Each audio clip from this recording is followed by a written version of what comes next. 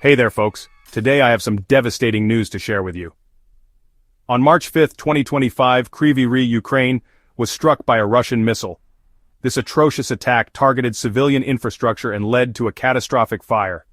The missile strike took place in the early hours, shaking the city and leaving a trail of destruction. Buildings were damaged and chaos ensued as residents tried to comprehend the sudden violence that had shattered their morning. In the immediate aftermath, emergency services scrambled to the scene. Sadly, the toll on human life quickly became apparent. Initially, 2 people were reported severely injured, a 43-year-old man and a 49-year-old woman. Both were in critical condition and were rushed to the hospital. As the hours passed, the grim reality of the situation unfolded even further. A 53-year-old man succumbed to his injuries, raising the death toll. By the end of the day, 3 people were confirmed injured, all of whom are receiving medical care. These individuals are not just statistics, they are someone's family, friends, and neighbors.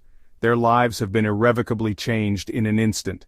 The information about this tragic event was initially reported by Serhiy Lysak, the head of the regional military administration, on his Telegram channel. This was later confirmed and updated by multiple sources, including Ukrainska Pravda. As we process this heartbreaking news, let's take a moment to reflect on the human cost of conflict. It's easy to get lost in numbers and headlines, but behind every statistic is a story of loss, pain, and resilience. In times like these, it's crucial for us to stay informed and compassionate. Let's keep the people of Kryvyi Rih in our thoughts and hope for a swift recovery for those injured. Thank you for watching. If you found this update helpful, please like and subscribe for more news coverage. Stay safe and take care of each other. Remember, in times of crisis, our strength lies in our unity and compassion. Let's stand together and support one another through these challenging times.